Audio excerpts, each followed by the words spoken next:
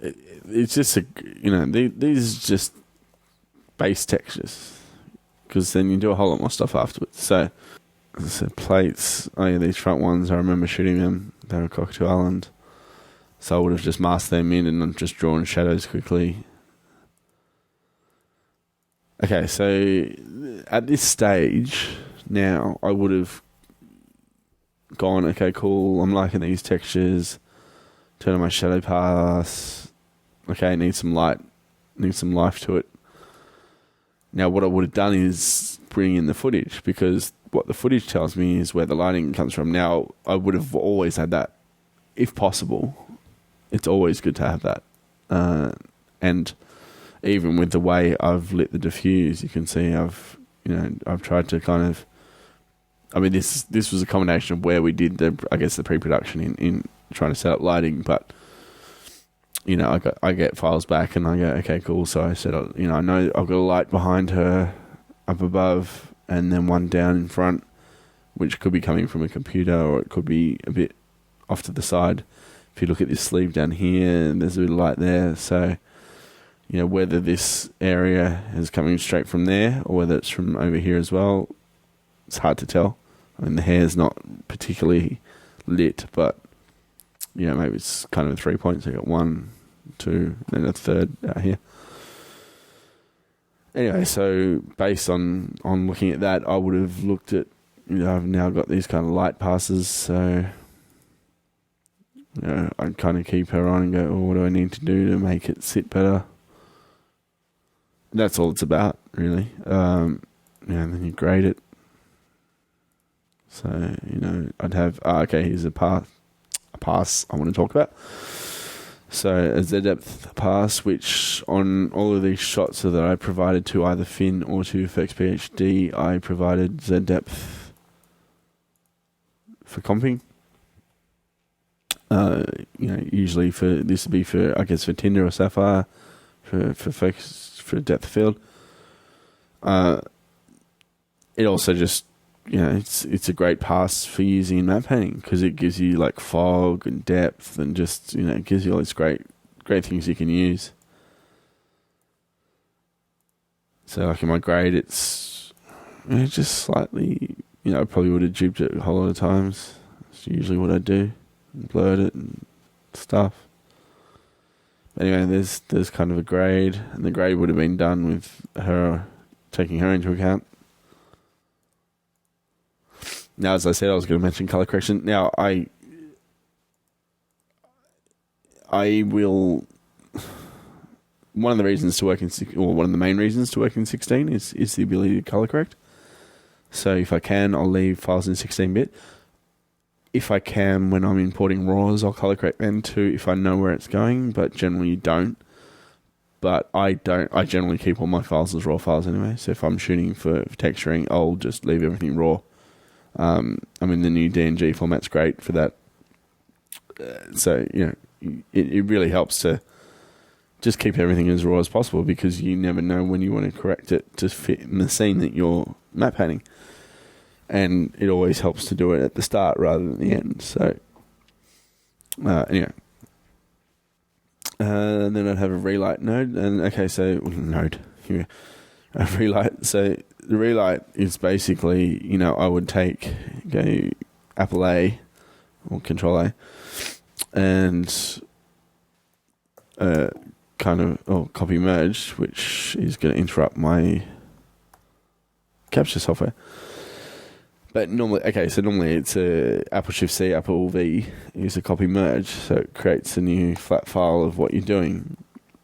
And I would just dodge and burn on that, basically. And so this is where I actually spend quite a lot of time, generally, on files. So I'll, really just sit there and work in the edges. Again, I'm not in a Wacom at the moment, so it's very difficult to do properly. But, just to make it natural, just get rid of the 3D look. Just pick up the lighting where it should.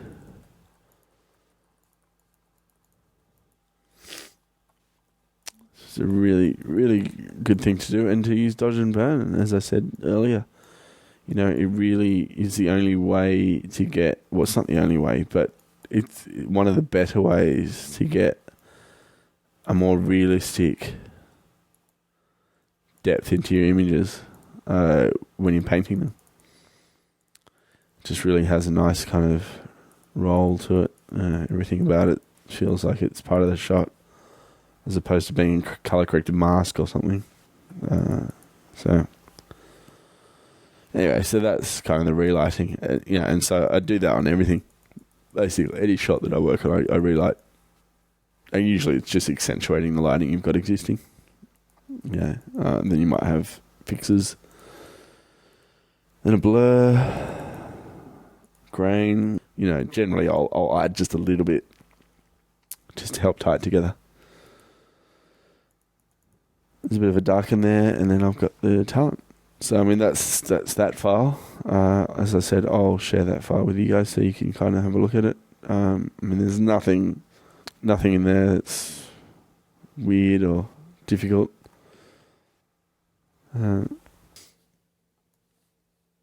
Okay, so this file starts with a Z-depth simple color pass. So the passes here are a bit different. And then textures. So in the passes we've got Z-depth, spec, ambient occlusion, reflection, shadow. So the shadow's doing the direct shadows. You can see that on the poles, etc. But the ambient occlusion makes everything just feel like it's a bit more there. That's kind of what it does. Reflection pass, spec pass, and Z depth for a bit of depth queuing. So you can see what the passes do there. Same thing as before in textures. This stuff was just the pipes I would have shot, the crates I would have shot, or metal would have been picked up from stuff I've shot. You got your talent, a bit of a grade, and then the color mat. Now, color mat's one I wanted to talk about. It's a very handy pass. If your renderer supports it, I'm pretty sure they all would. But basically, it just separates the OBJs into, or meshes into individual colors that you can easily pick up a mask from. So you can magic on that blue, for example, and say we need to correct that separately, or apply texture separately, or whatever you need to do. It just makes the whole process a whole lot quicker. And there's variants too in the pass. Or settings. I guess you can have it.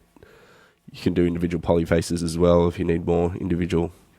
Say you need just the front face. It's generally a utility pass in the renderer. So, as I said, they'll be different in each one. But in Maya, you could custom write your own that could do anything you wanted. So, anyway, it's very handy. Makes life a whole lot quicker. Okay, so that's this file. Pretty much the same as the other one in setup.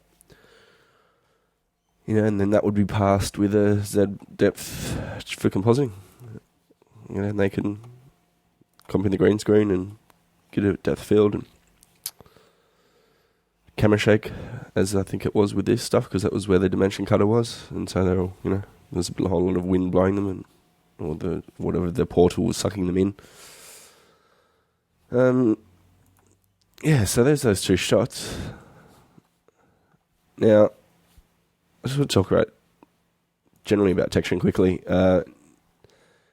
Now, I've just kind of bookmarked a whole lot of websites. So I'll talk about, I guess first, as I said, I tend to shoot a lot of textures, and to me that's, the most efficient, it's the most efficient for me because it gives you what you want, but it's also, the compression is an issue. Now, if you get textures from the web or even stock libraries, say from Google to start with, JPEG compression is awful. It really, you can't do much with an image especially, okay, first off, if the res is too low, it's going to show, it's going to pixelate and look awful. But, generally a lot of images on the web are compressed quite heavily, so the JPEG settings might be at 5 or 6, and so if you correct it or do anything, you can really see the compression, and it just looks awful. Now, when I'm looking for images on Google, I don't know how many of you know this, but you can look through, if you go to advanced image search, you can look for larger than sizes. So, it used to be just any, or medium, small, large, but now it's larger than. So if I'm looking for images, I'll try to look for larger than 6 at least, because that gives you at least kind of 2K. You generally find like a lot of panoramics. You'll find, you can look for larger than 40 and you get these amazing panoramics, and they're great. Now, obviously, there are kind of ethical issues about taking images from the web. I won't just use an image straight off the bat. I generally stay away from Flickr for starters, because they're people's personal photos. It's a bit of a touchy subject, really, I guess. But if I'm just looking for a bit of metal or whatever, I'm not, I won't hesitate just to find some metal. If I go and type in larger than 6 and metal, bolts, for example. I might find something useful there.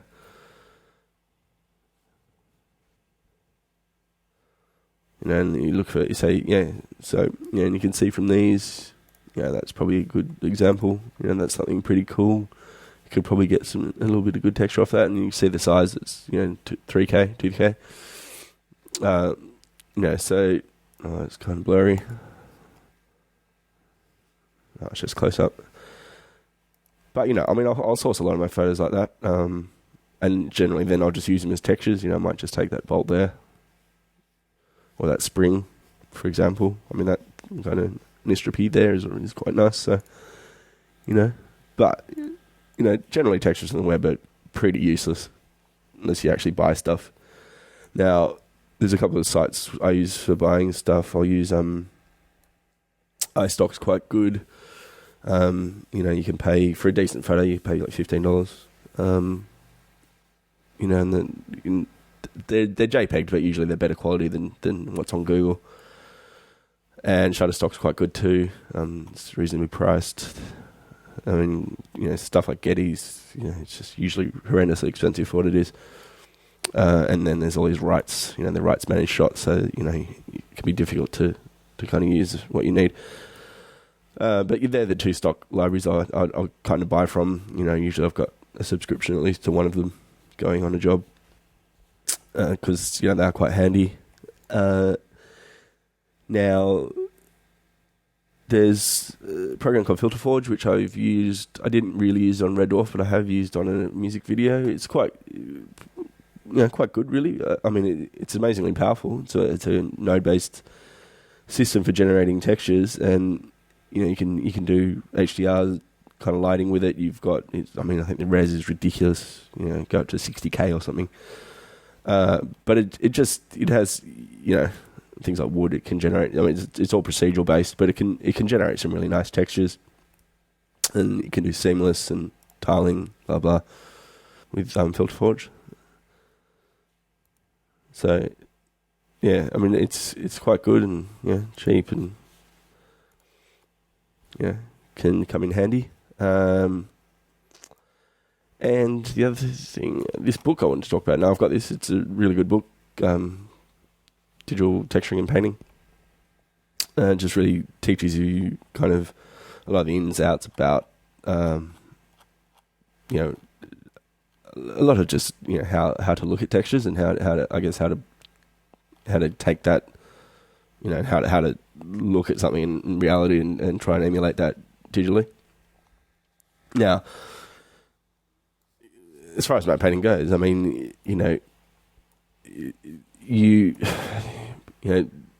people do texture, people do hand texture, and people use photos. Generally these days, I know it's a question that comes up a lot on the web, on forums, but matte painters generally use whatever is the quickest, because it's all about deadlines, and painting textures takes longer than sourcing or shooting textures. So but in saying that, you'll often have to paint textures to join your photos or your sourced images together, and so that's often where a lot of the texture painting is done. I mean, texture artists or surfacing artists are different. They will paint a whole lot more. But yeah, I mean, there's in Photoshop. I mean, like I said, I will paint textures to join textures together, or just to fill in gaps. I'll see.